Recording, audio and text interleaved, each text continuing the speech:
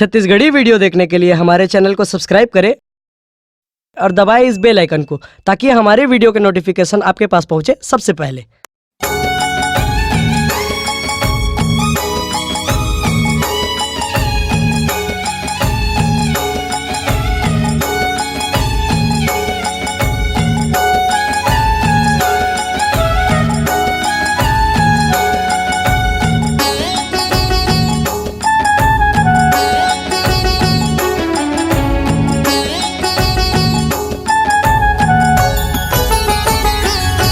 हिंगलाज में बैठे भवानी, झुलक ही डोले ना हो। हिंगलाज में बैठे भवानी, झुलक ही डोले ना हो। हिंगलाज में बैठे भवानी, झुलते ही डोले ना हो। हिंगलाज में बैठे भवानी, झुलते ही डोले ना हो। झुलत ही डोले ना हो, झुलत ही डोले ना हो। झुलत ही डोले ना हो, झुलत ही डोले ना हो। हिंगलाज में बैठे भवानी, झुलते ही डोले ना हो। हिंगलाज में बैठे भवानी, झुलते ही डोले ना हो।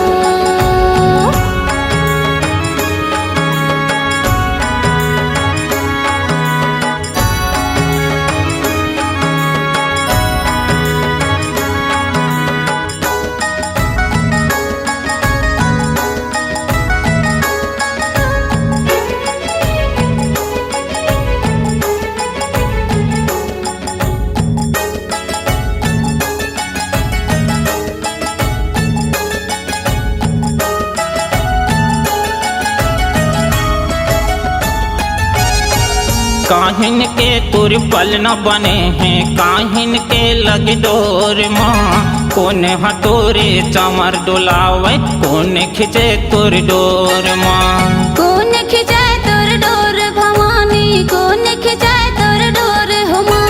कौन खिंचाए तोर डोर भवानी, कौन खिंचाए तोर डोर हो माँ।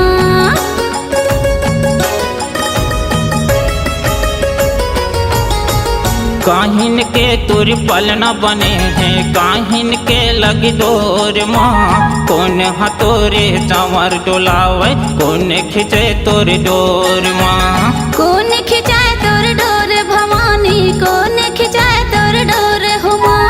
कौन खिंचाए तोर डोर भवानी, कौन खिंचाए तोर डोर हो माँ। कौन हतोरे जस लगावे वो,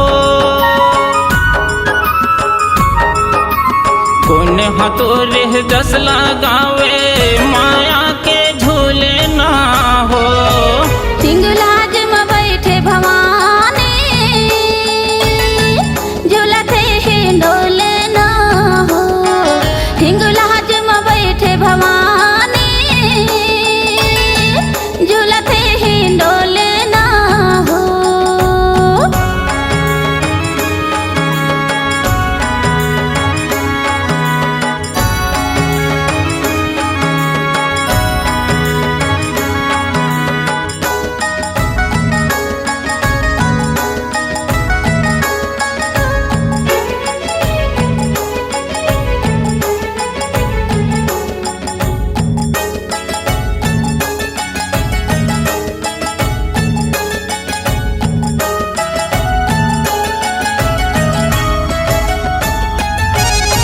चंदन काठ के पल न बने हैं, रेशम लागे डोर माँ। ठाकुर जी हा चौर डोलावे, लंगुर खिंचे तोर डोर माँ। लंगर खिंचाए तोर डोर भवानी, लंगर खिंचाए तोर डोर हो माँ।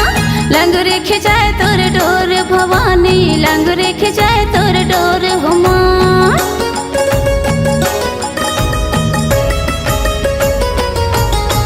चंदन काठ के पल न बने हैं, रेशम लागे डोर माँ। ठाकुर जी हा चौर डोलावे लंगुर खिंचे तोर डोर माँ लंगुर खिंचाए तोर डोर भवानी लंगुर खिंचाए तोर डोर हो माँ लंगुर खिंचाए तोर डोर भवानी लंगुर खिंचाए तोर डोर हो माँ सटुहाने तोर है जस लगावे सटुहाने तोर है जस लगावे माया के झूले ना हो हिंगलाज में बैठे भवानी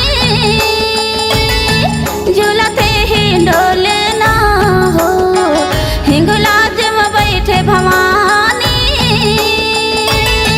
झूलते ही डोले ना हो झूलते ही डोले ना हो झूलते ही डोले ना हो झूलते ही डोले ना हो झूलते ही डोले ना हो हिंगलाज में बैठे भवानी झूलते ही डोले ना हो हिंगलाज में बैठे भवानी झूलते ही डोले ना हो झूलते ही डोले ना हो झूलते ही डोले ना हो झूलते ही डोले ना हो झूलते ही डोले ना हो हिंगलाज में बैठे भवानी झूलते ही डोले ना हो हिंगलाज में बैठे भवानी झूलते ही डोले ना हो हिंगलाज में बैठे भवानी झूलते ही डोले ना हो हिंगलाज में बैठे भवानी झूलते ही डोले ना हो झूलते ही डोले ना लहो झूलते ही डोले ना हो झूलते ही डोले ना हो झूलते ही डोले ना हो झूलते ही डोले ना हो झूलते ही डोले ना हो